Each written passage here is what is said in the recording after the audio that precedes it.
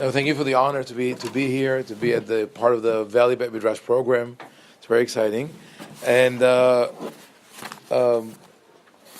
us start the discussion about the differences between the Sephardic and the Ashkenazi world, and through that reach the question of why are there no reform or conservative movements within the Sephardic world, meaning no official denominations. We're not talking about the way people practice, but we don't have those official denominations.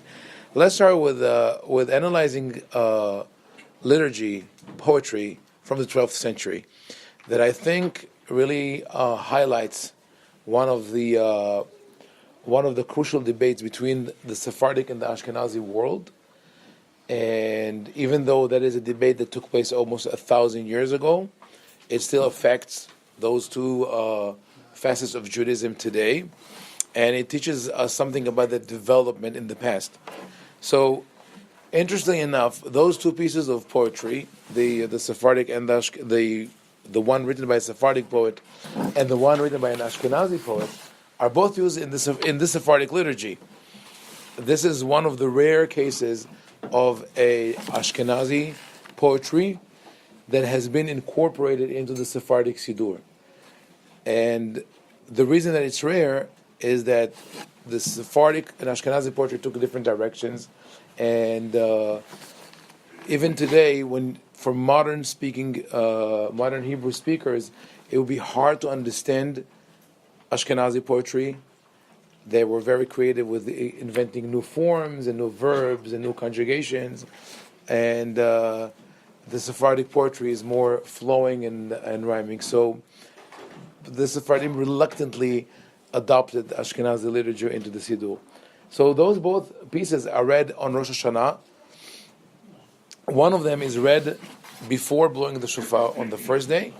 Second one is read before blowing the shofar on the second day, but some people also read it during the Selichot.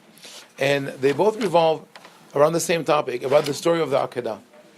The Akedah, the binding of Yitzhak, is probably one of the most powerful and unnerving stories of the Torah.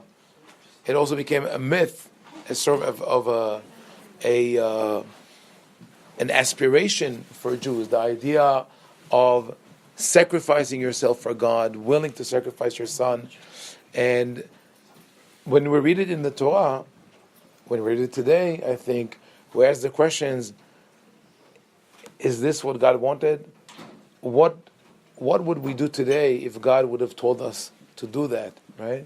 A while ago, I got a question it was a long time ago, because it was what's called a mail list, a serve mail that of Jewish educators in North America, and someone raised the question. He said, "My son asked me, Dad, what would you do if God asked me to sacrifice me?"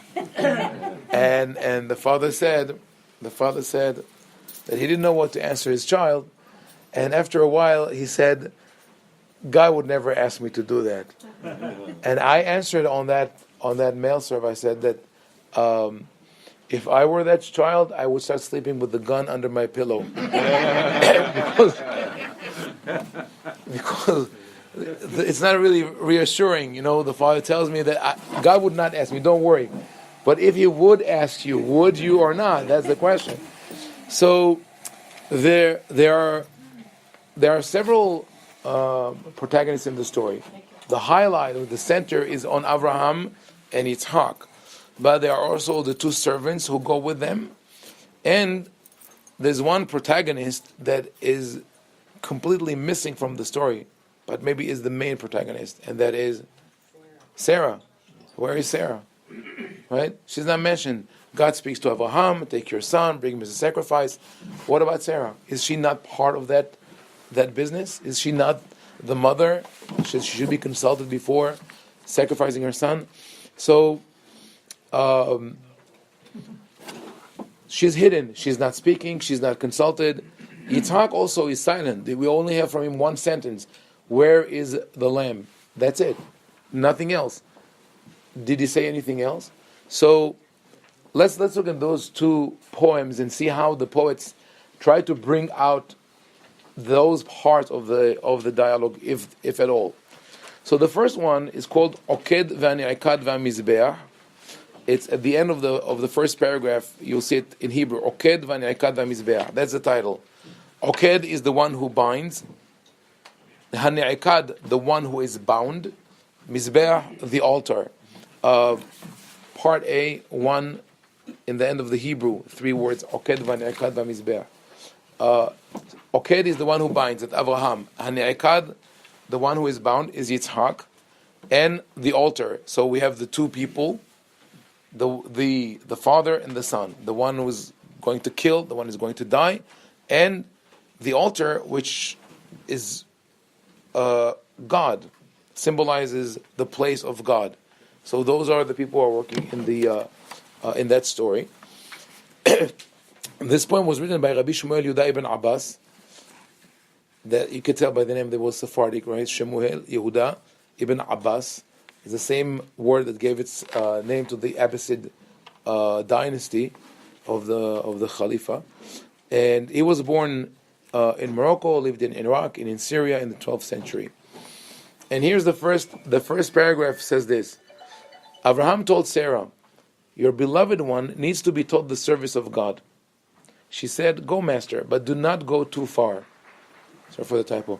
He answered, "Trust the Lord." In Hebrew, Amra lecha Adon aval al tirhak ana yehi libech be'el boteah. So he says, it starts with a lie. Abraham tells Sarah, "I need to take your son, your dear son, Hamudech, in Hebrew, Hamudech, your beloved son. I need to take him away and teach him the ways of God."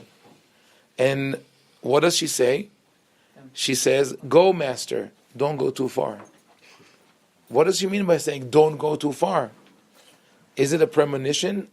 Is she warning him, don't go crazy? Right? In other words, don't do something that you're going to regret it eventually. But she's also asking, why do you have to go far to teach him the way of God? Can you do it here in the tent? And we realize that it's difficult for Sarah to let go of Yitzhak, a son that was born in an old age. She's hovering over him. She wouldn't let him out of her sight. And now Abraham says, I'm going to take this little kid, 3, 7 years old, 12 maybe, not older than that, not 37, according to the Midrashim, not that. So she says, "Go, master, but don't go too far." But the poet tells us that Abraham puts himself in a dilemma because he knows that Sarah would not accept it, yet he lies to her and he says, "I have to go and teach him the ways of God." Okay.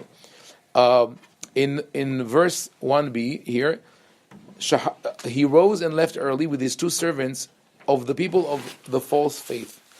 And that's interesting because, as we'll see later on in the Ashkenazi poem, this is missing. Even though the Torah speaks about the 2 servants, the Ashkenazi poet did not want to mention them. They should not be part of the story.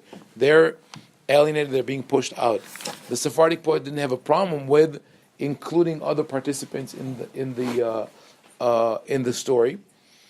Even though he calls them the false faith, there's no faith at the time with this paganism, but he wants them to be part of the story. There is interaction between Jews and non-Jews. For the Ashkenazi poet, there's no interaction between Jews and non-Jews. Now, here Yitzhak is speaking, and he speaks to with his father, and he says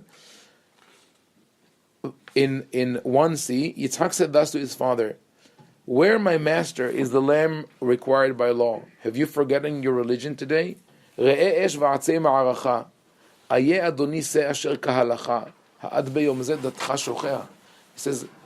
I see the fire, I see the firewood. Where is the lamb?" This is so far, this is what the Torah says, right? But the poet adds one line. Where is the lamb that you have to do according to the law? Did you forget the law? Which law, which religion, which halacha is Yitzhak saying that his father forgot? Not the halacha that you cannot bring, that you have to bring a sacrifice, but the halacha that you should not kill a human being. Here the poet very subtly puts in Yitzhak's mouth a complaint to Avraham. What are you doing? Why are you going to perform that human sacrifice? You're not allowed to do that. Then in 1D, and that's only an excerpt from the poem. I recommend reading the whole thing. They knocked on the gates. They want the gates of mercy to open. The son is about to be slaughtered, and the father is going to slaughter. That is a dramatic statement. We see the two sort of coming to the gates of heaven.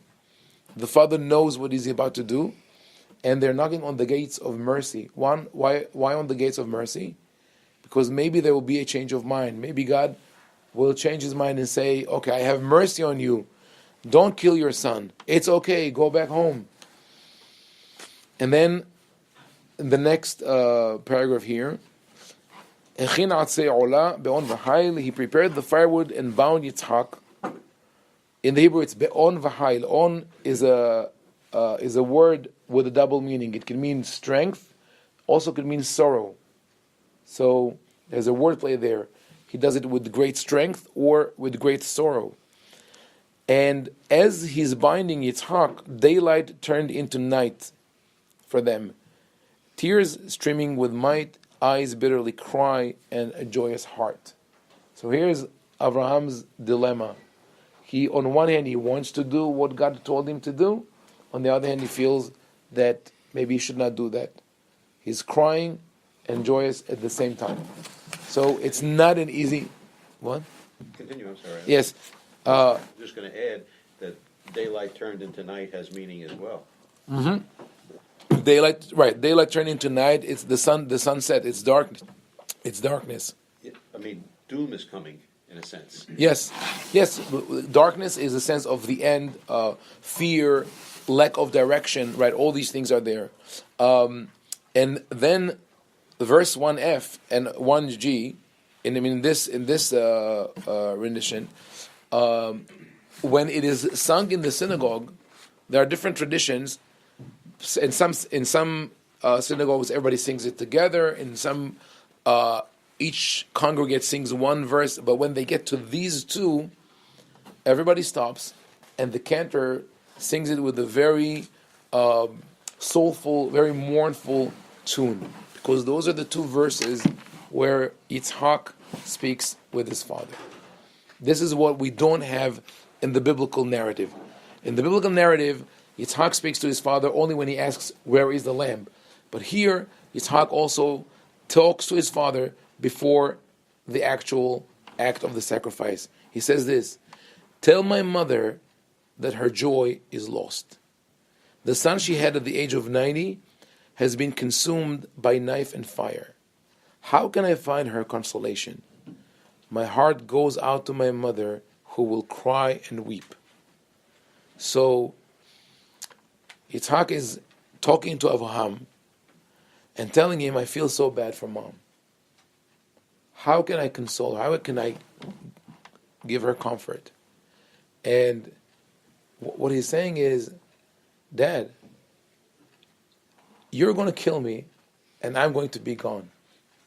But you are the one who will have to live with the consequences of the Akedah. You have to live with my mother day in and day out and tell her that you killed me. And how are you going to live with that? So he's trying to dissuade him maybe from killing him, but also showing him what is it that he's about to do. And then he says, my words hum from the knife. It's the closest I could translate the word yehemeh. In Hebrew, yehemeh is from a very emotional heart. So I'm speaking to you with that kind of emotion. Sharpen it, Father. Tighten my bonds. When the fire consumes me, take my remnants. Give Sarah, and tell her that this is Yitzhak's fragrance. So very, very painful words. He tells his father, put my ashes in a bag, take them back to my mother and say, this is what was left from Yitzhak. Or he's telling him, this is impossible, right? How can you do that? Can you imagine, right? If you're Avraham and Yitzhak tells you that, what are you going to do at that moment? You drop the knife, you fall to the ground, or your knees, you cry, you pray to God, please stop that. The way it is sung, by the way, if you want to hear the tune in the Sephardic community, let's say that the previous pasuk would be chanted like Echin Atzei Olah. Some people sing it like that. Echin Atzei Olah be'on v'chayil v'yakod Yitzhak ke'ogdo ayil, which is a little soulful, but also has some rhythm to it. But then the next one, Sihuleimi, when he says, tell my mother that her joy is lost, is chanted like that. Sihuleimi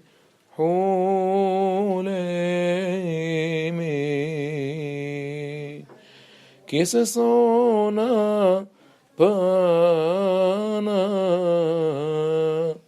This is really, when it is chanted in the synagogue, it puts people in the mood of really understanding what is happening there. So that is the just an excerpt from the way Rabbi Yehuda Shmuel ibn Abbas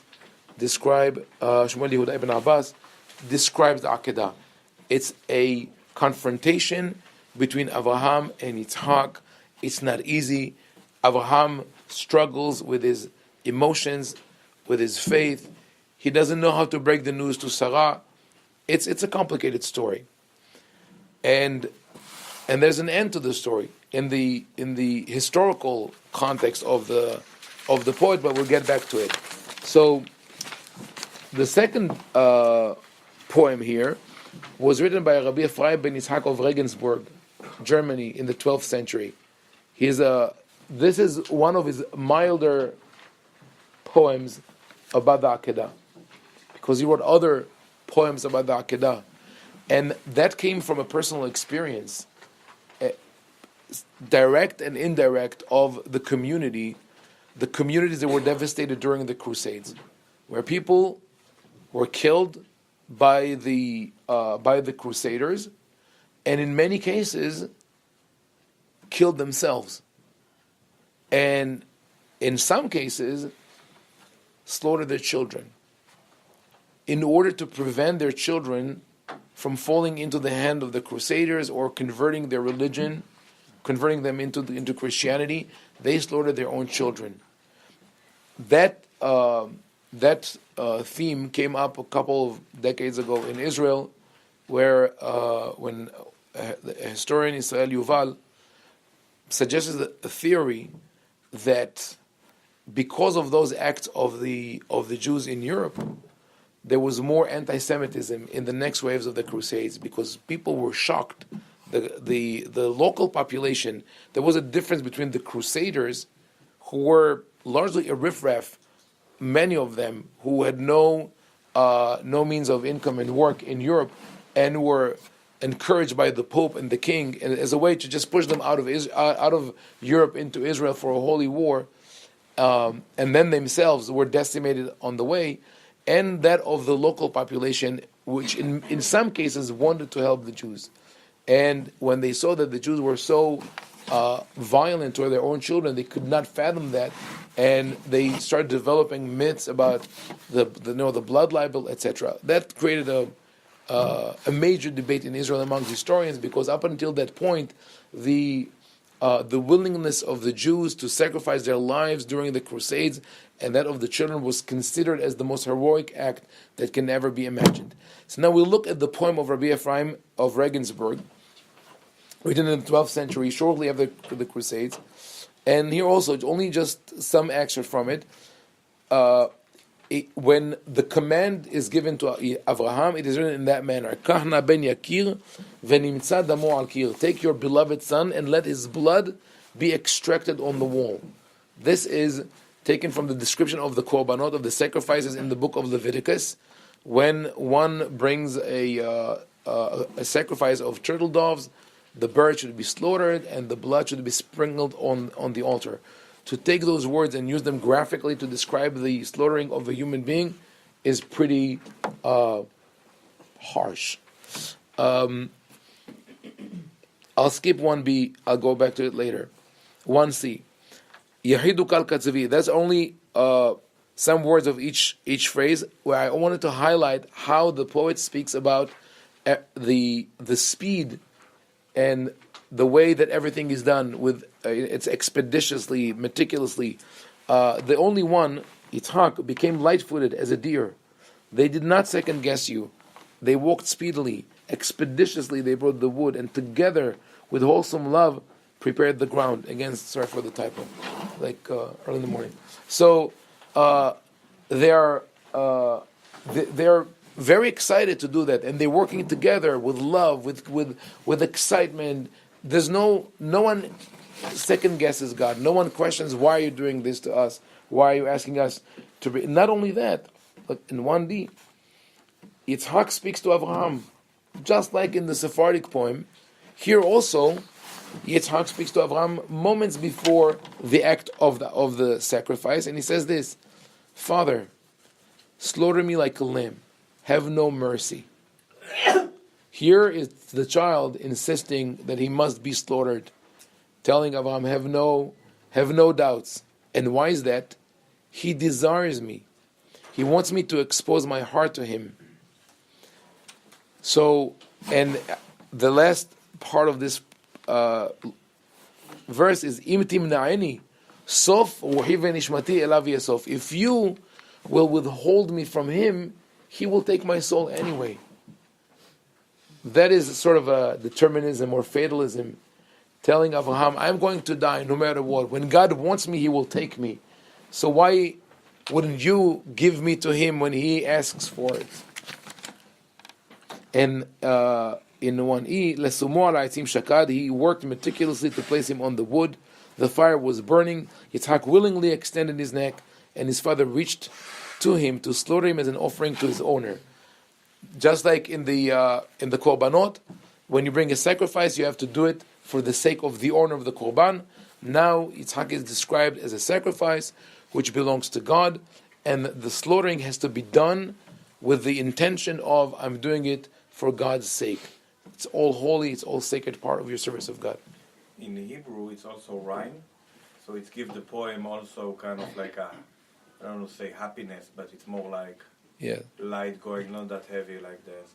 It is right. It's so, of course, in Hebrew it all rhymes. Aviv nigash elav l'shuhato l'shem be'alav, and it's true. It rhymes both in the Sephardic and the Ashkenazi poem, but in general the rhythm or the tempo, the meter of the Ashkenazi poem here is more is faster and allows for a different reading.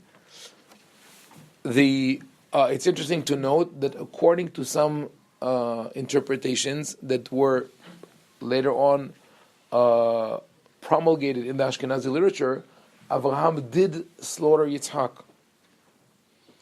And God revived Yitzhak, and Abraham said, what is going on here? I have to slaughter him again. And then God stopped him. Or, according to another version, when Abraham is being told, don't kill your son, he says, can I just make a little cut just to draw blood from him, so I will fulfill the mitzvah of sacrifice? Where does it come from? So let's go back to 1b.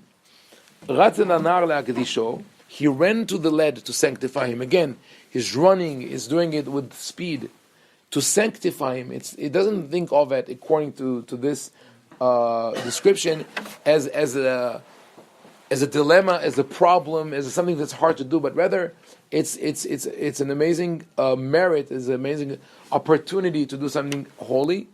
And this he did, though their souls were bound together. He crowned him with woods, and the fire was the divine crown on his head.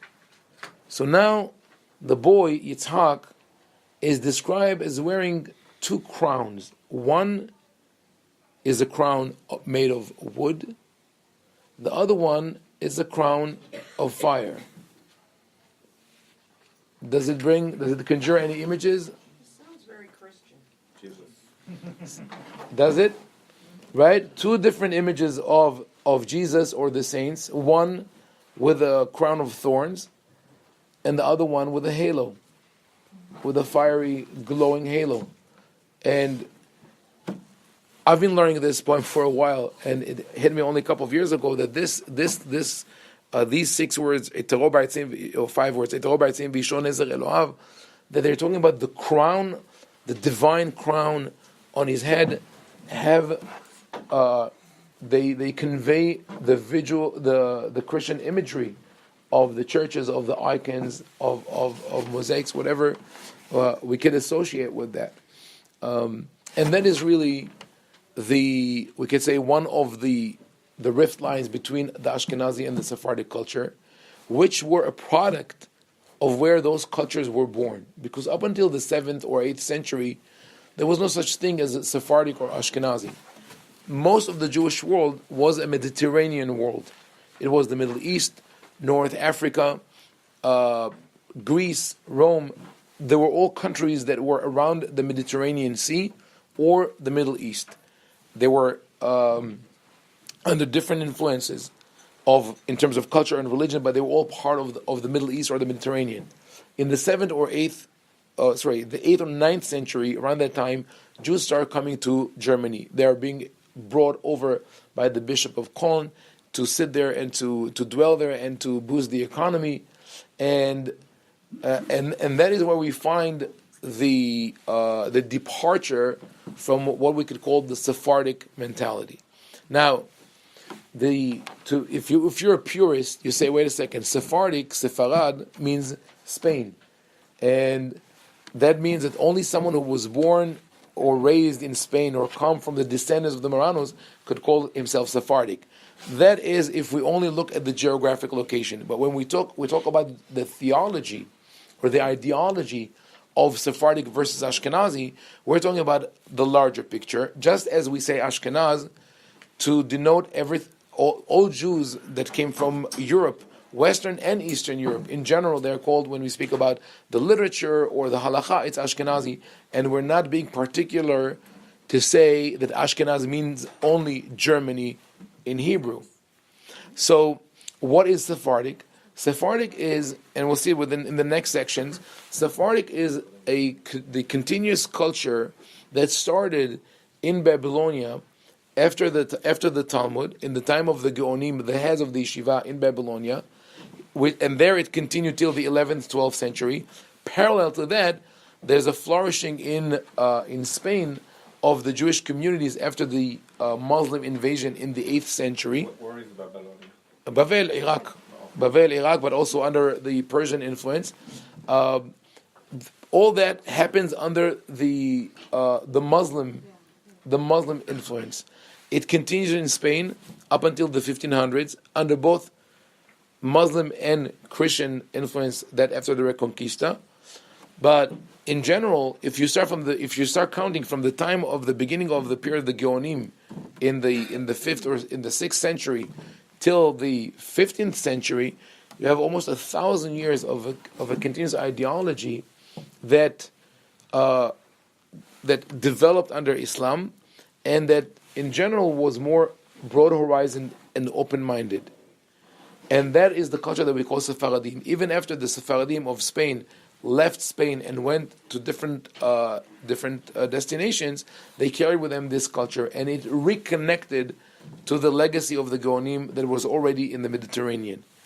Now, when Jews arrived from Italy to Germany, they had to live now with a new reality. Although Italy was also a Christian country, but Gothic Germany of the 9th century was not a place that was very welcoming to anyone from the outside, let alone a Jew. Jews come to Germany, and they are now assaulted by the images they see. On the churches, there are the images of the synagogue and the ecclesia. The synagogue, the Jews, the ecclesia, the church, Christianity. The Christianity is depicted as victorious, Judaism is defeated. The Jews are rejected by God. That is the theology. They are the nation that God rejected and abandoned. They are the killers of God. they were at a certain point demonized by the clergy, and that affected the population. And the reaction of the Jews to that assault on their religion and their beliefs and their self-confidence was to shut themselves in from outside influences. That was the safest thing to do, because there was no way they could cope with the culture around them. So instead of facing it head on, they recoiled and erected walls around them. There's something would be physical walls, but there are definitely spiritual walls and mental walls, saying that religion, those practices, those beliefs are repugnant. They're not part of us. However, at the same time, what happened was that Jews started developing sort of, you could call it a hate-love relationship, or more an inferiority complex, because they see that the Christian religion is powerful, is dominant, and it prides itself for dedication to God, to such an extent that people are willing to sacrifice their lives for their faith. First and foremost, through the crucifixion. When you see it everywhere, and you realize that the core of the religion is around dying, the God Himself dying, right, or dying for humanity, and then the martyrs that turn saints and become those who die for God. So Jews ask themselves, how come we don't do this for God? We have to do it as well. And that's where we come to that, that's how we come to this interpretation of the Akedah as it did happen. When that commentator said that Abraham did kill Yitzhak, because he had to answer the Christian who said, you see, you weren't able even to do that. When another interpreter said that Sarah died when she heard that Yitzhak was not, when she heard about the Akedah, not because she thought that he died, but rather because she said, how come that God did not accept my sacrifice? So she basically committed suicide to offer herself instead of her son. So that is a mentality that is a result of the culture. That martyrdom was praised.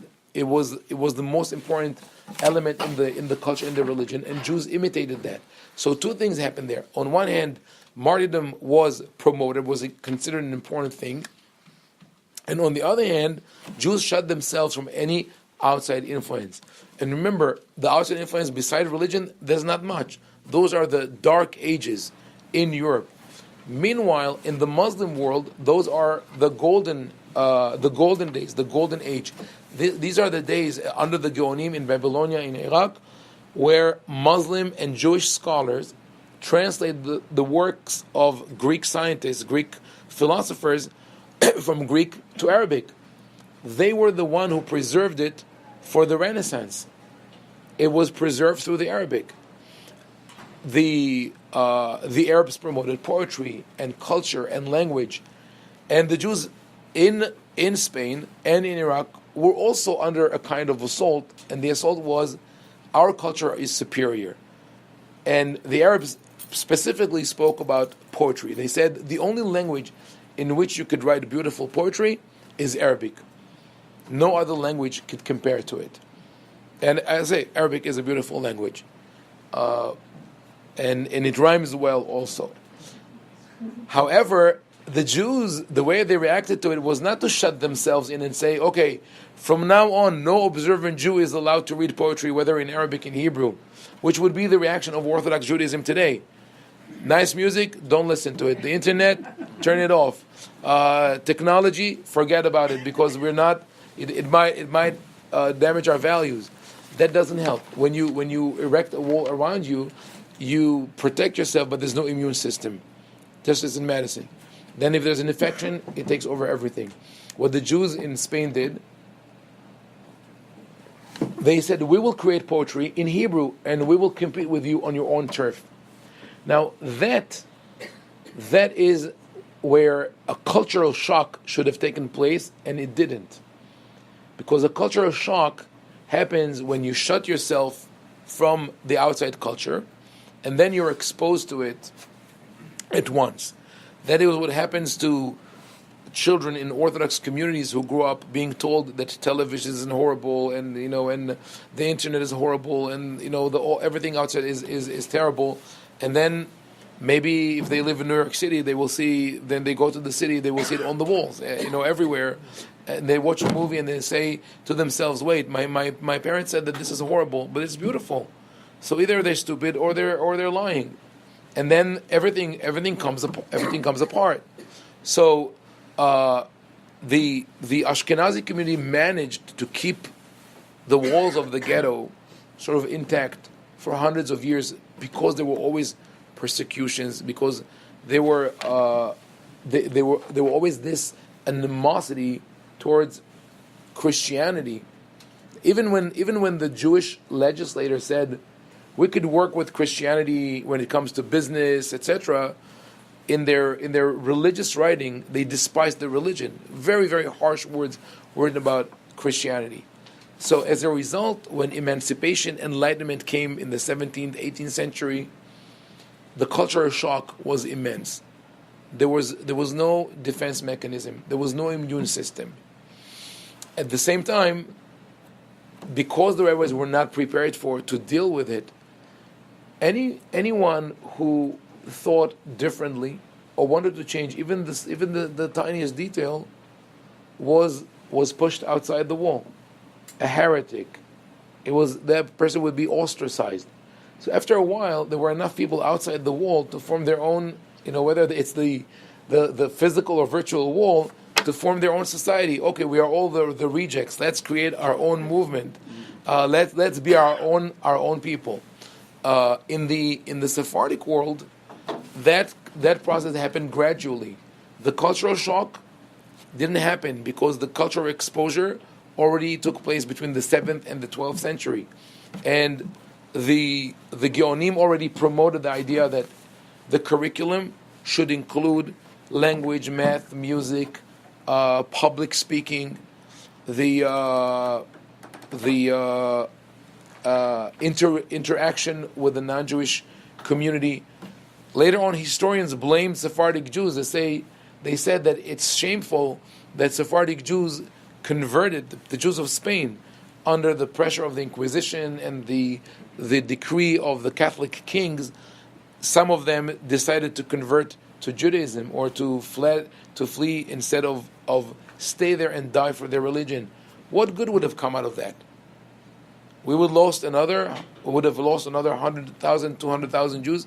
Instead, they left. They survived. Some of them remained as converts and are now seeking to come back as Maranos, Conversos, Crypto Jews, Chuetas, whatever we call them, but they're alive, and their culture affected the Spanish culture and the cultures around them. So that is one element. When we ask why are there no reform and conservative movements in the Sephardic world, one element is that it really has to do with a long history of evolution under the crescent and the cross, under Islam and Christianity in different circumstances. Could have been the exact opposite. If you take the Jews from this side of the world and you put them in this side of the world, it would happen. It's not about who went there, but what were their circumstances. The second is, as I said, because walls were erected, people were pushed outside the walls, and there was no willingness. Willingness to be more flexible, especially during the Enlightenment. This is where the phrase was coined: "Hadash asur min Torah." Any innovation is forbidden by the law of the Torah. Hatam Sofer said that, right? Rabbi Moshe of Pressburg in the 18th century. Another element that is brought up by historians and scholars is that in the Ashkenazi communities, especially from the 16th century in Eastern Europe, in Lithuania, the role of the rabbi was that of a scholar. Rabbis were appointed based on their ability to deliver a lecture that would leave everyone dumbfounded.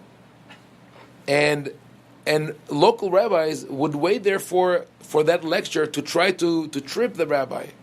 to try to prove him wrong. There was a battle. It's like in other words, academia, right? You're a lot of academics here, right? So this is the same thing. It's the battle of who's a better researcher, who's a more brilliant mind. And once the rabbi was appointed, he would get a study. He would sit there and learn and write and teach. Sometimes judge in certain financial disputes, but was not very much involved in the daily life of the community. In Sephardic communities, on the other hand, the rabbi was involved in all aspects of Jewish life. He would be the shohet, he would be the mohel, he would be the teacher. He would walk around and enter into a house to see what's going on. That is something also that Hasidut brought back. But what that created was that the rabbis were able in the Sephardic world to see the gradual changes in society. The rabbis was closing the study just like in his own spiritual ghetto. He's there for a month or two. Then he comes out and you see that the community has changed. Oh, Gewalt, what is going on? I didn't know that happened. But a rabbi who's with the community on a daily basis realizes that there are changes that have to be addressed, and that is something that again created a difference between the Sephardic and the Ashkenazi communities.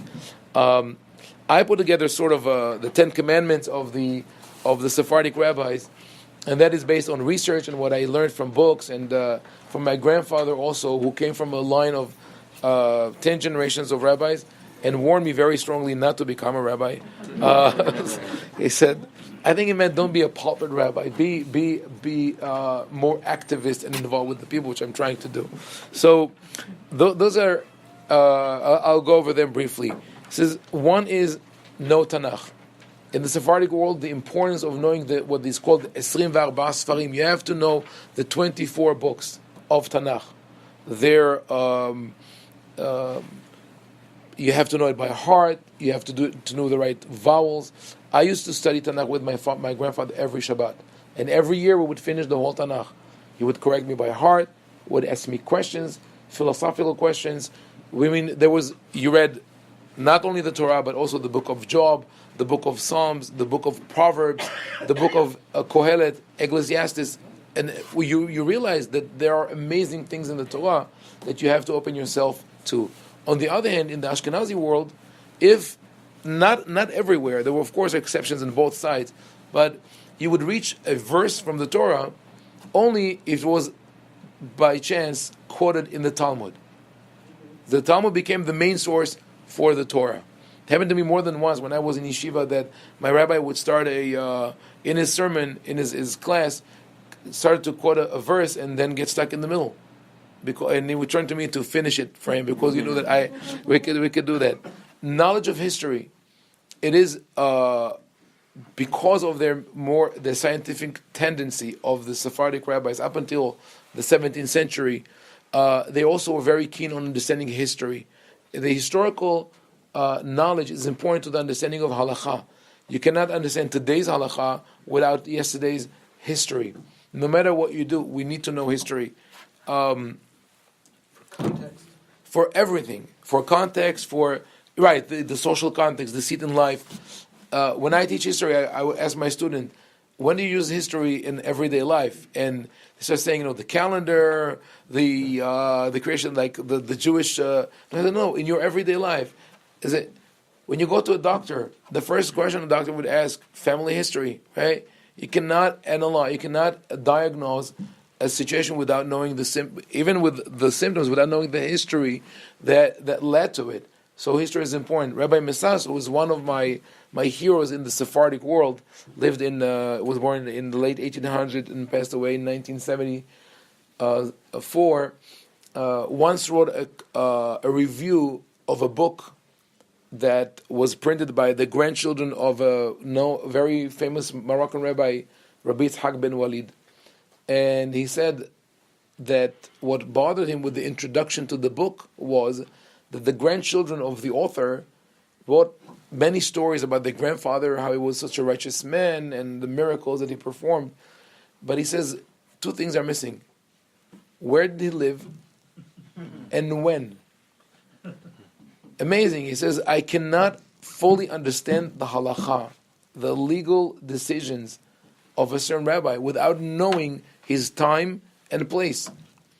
It's no if a ruling was issued in Syria in the 12th century, Germany 17th century, or Eretz Israel 2nd century, it is not the same thing. Rules of fire, handling fire on Shabbat, that were created at the time of the Mishnah, where all houses were made of stone and stood apart from each other and had wide openings and skylight, and there was nothing in the house to burn anyway because people had one mat maybe. It's not the same. There are not the same rules that apply to Europe in the 12th, 13th century, where all the houses are made of wood and stuck to each other. And that is where the halakha did change. But the rabbis were reluctant to admit that that is the reason for the change. They found another argument, because we can't say up front, they did not anticipate that. So, but you have to know history. And that's why it follows from that. Europe, right? What? It's also cold in Europe. It's also colder in Europe, so you need more fire more frequently. Right. Cherish general studies, cherish work. That used to be also part of the Ashkenazi world, and it started disappearing in the 17th, 18th century. The myth that you have to study around the clock and not work, that's a relatively new thing, and I think part of that closure, that we don't want to have anything to do with the outside world. Women work, so. Wherever, man, women work today. Yeah, I know very well. Yeah, Lakewood also, right? It's they should switch the ketubah around to write. The woman promises the husband that she will work and provide and sustain, etc. The respect for all human beings. It's also in definitely part of Ashkenazi halakha. I'm not saying that it's only that, but it's stronger in Sephardic halakha because of the understanding that the rabbi had for the community. There are other examples here that I encourage you to read. I wouldn't have time to go over them today, but one interesting example is that of a case of an adulterer who came to the rabbi years after he had an affair with a married woman, and that woman already had children, grandchildren, and he confessed to the rabbi for what he did, and the question now was, should the rabbi tell the husband of the adulteress that something like that happened, because according to the law they should get divorced? And the rabbi, in this case Rabbi Yosef Haim of Baghdad in the 19th century, said, here it's obvious that the affair was not going on anymore. It was something of the past. Because if it was going on, it's a different question. He said, if I tell the husband what happened, and if I initiate a divorce, it will destroy the family. It will destroy the family. It will embarrass the children. There's no way that we could do that. So I have to find a halachic solution that will allow me not to release that information. Meaning, he first shot the arrow and then he drew the bull's eye. He decided, this is my goal. A similar question was presented to Rabbi Yehezkel Landa in Prague in the 18th century, and he said, the law is the law. We're going to tell the husband. He didn't care about the repercussions. This is something that in my conversation with Rav Shmuley before, we brought up the idea of meta halacha. Today, it's a common term. People like to speak about meta halacha, like the extra halachic factors, that the factors that do not relate directly to halacha. In the Sephardic world, there's no such thing.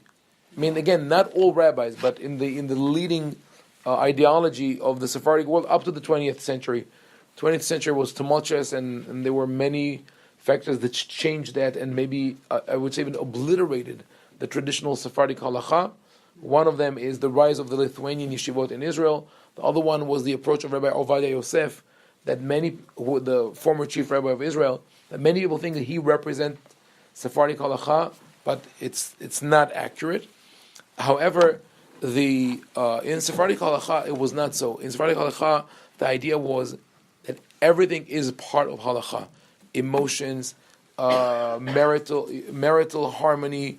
What will people think of you, and what will you think of yourself? In one example that I know from my grandfather, in Yerushalayim, when he lived in Yerushalayim, a young girl came to him with an egg in a plate. There was a drop of blood in the egg. That according to halacha, if there's blood in the egg, you have to throw it out. Today, I mean, if you don't buy organic, you don't have a problem because they're not fertile eggs. But she came with that plate, and the question that he asked her was, "Where do you live?" She told him where she lives. He says, "It's okay, it's kosher. Go home." So he relied on the opinion of halakha that said that it's kosher because there is such an opinion. But why did he ask her where do you live? She needed it. She needed it, right. When she told him that she lived about 10, 12 minutes away, he realizes if the mother sent the girl with one egg, That's the only egg. right, 12 minutes back, 12 minutes, right? She needs it. That is not meta halakha. That's part of it. So that is also in number 7. Be flexible and understand changing reality. That is a statement that is mentioned. Lo nitna Torah lemalachei hasharet. The Torah was not given to angels. The Torah was given to humans. One place where the rabbis use it, again, I'm quoting Rabbi Misas, and that is something that came up recently about kashrut of restaurants, is about the great fear of finding bugs in your food, right? That people go with use magnifying glasses, hold it to the light. Now microscopes. Who knows? Next thing it will be the accelerator. The neutrino accelerator to find if there are any living organisms there. Rabbi Mishnah said very clearly, the Torah was not given to angels, meaning the Torah was not given to humans with magnifying glasses, with machines. The Torah says, don't eat bugs, meaning don't go and deliberately put bugs in your mouth.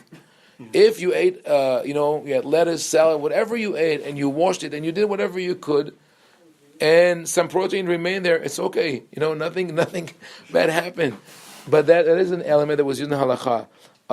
Have concern for the well-being of the world and mankind. That was used to be important to everyone. That to realize that is also part of le'ovda u'leshomra, to protect and to cultivate. That was the first mitzvah that was given to Adam in the Garden of Eden. Accept the truth, no matter what is the source. That was coined by Maimonides. And Maimonides says, if someone said something which is true, which includes scientific knowledge, academic knowledge, historical evidence, geological, archaeological excavations, we have to accept it, right? Maimonides himself, I believe, if he would come back to life today, would have ruled differently on many of the halachot that he ruled in the past. And finally, assume responsibility for your actions. And that is, that in Hebrew, do not hide behind Da'at Torah. That is also, even in the Ashkenazi world, is a relatively new concept of the last 250 years, was a result of the attempt of Agudat Israel to enter the Senate in Poland, and they created this idea of Da'at Torah, the Torah ideology that could be only presented and promoted by the great rabbis. And unfortunately today, many Orthodox Jews are in that mentality that only if the rabbis approve of it, only if the leader of the generation says it, it's true. If not, I cannot do it, and I have to ask the rabbi about each and every action that I take. Whereas in the past, it was the rabbis would try to teach people to assume responsibility and to be knowledgeable enough to be able to make their own decisions. I encourage you to read the rest of it, and you could send me questions by email through Rav Shmuley and the Valley of Midrash. But I want to highlight one last point, and that is that I was not aware until several years ago of the existence of any reform or conservative communities, official such communities, in the Sephardic world. But a while ago, I came upon the first one that I heard was about maybe 10, 15 years ago that I learned of the first one. And last year I learned of the second one, and they both proved my theory, which is that the more fanatic you are, the greater are the chances that there will be a breakaway community that will say that we need a completely different way, that people would call it reform or conservative, whatever the denomination that they will choose for themselves. The first was in the 1850s. There was the first attempt to create a reform community in the Sephardic world. That was in Aleppo. It was by Rabbi Raphael Katzin. He was well read, well traveled. He went to Iraq, to Syria, to Europe, and back. And when he came to Aleppo, he felt that there's a need to create a different kind of community. And there were enough people there who wanted to join him. But there were also, unfortunately, enough rabbis who went to war against him. And he lost the war. And after he passed away, his history was erased. They basically claimed that he was mentally ill, and that, or maybe possessed by demons, and that was the end of the story. But it was interesting that of all the communities in the Middle East, it happened in Aleppo, because in Syria, between Aleppo and Damascus, Aleppo was the more conservative one, whereas Damascus was the cosmopolitan city. Baghdad was more cosmopolitan. In a community where the rabbis had this more closed-minded tendency, this is where a community evolved. And I just recently heard last year that something similar is happening in Panama. In South America, there are several clusters of the communities of mainly Syrian Jews, but also Turkish Jews. They're actually called in some places in South America Turcos. All the Sephardic Jews are called Turcos. All the Ashkenazi are called Polacos, because the first one were from Turkey and Poland, so they became Turcos y Polacos. And I just heard that in Panama there is now, I don't know if it's active or there's a push to have a reform community, and that in Panama for years has been controlled by one rabbi who was very, very controlling and holding a tight lid on the community. So it proves the point that in the past Sephardim didn't have it because they were flexible. Currently, the flexibility and the innovation of the great Sephardic rabbis of the past has been lost. I would say maybe until recently. Now we see a reawakening, and I think that is something that should apply not only to the Sephardic community, but to the Ashkenazi community, to everyone. There is a great richness and wealth in our sources that we could pull out. We have to be able to recognize the good and the bad, but when we face serious problems, which we still have in the Jewish world, in terms of observance, we have to find real solutions. And I'm saying that as someone who I worked with non-denominational movement. I worked with not only within the denominational world for many, many years. I've been teaching in the AJR Academy for Jewish Religion in California for the last 16 years, and rabbis from all denominations. And I work with people from all denominations, and I came to the realization that we cannot live, none of us, not the Orthodox, the modern Orthodox, liberal Orthodox, open Orthodox, Flexi-dox, Prakti-dox, whatever you call it, and liberal, etc. None of us could say it doesn't bother me, because in our families, in our communities, there was always someone who will be affected, and what affects one Jew affects another. There are things that cross the lines, whether it's women's issues or aguna, the women who will not get a divorce. It affects someone, and it's good to work together and to try to find solutions for the real problems. So with that, I will end, and we'll open the floor for questions. Thank you. Question. Yes. This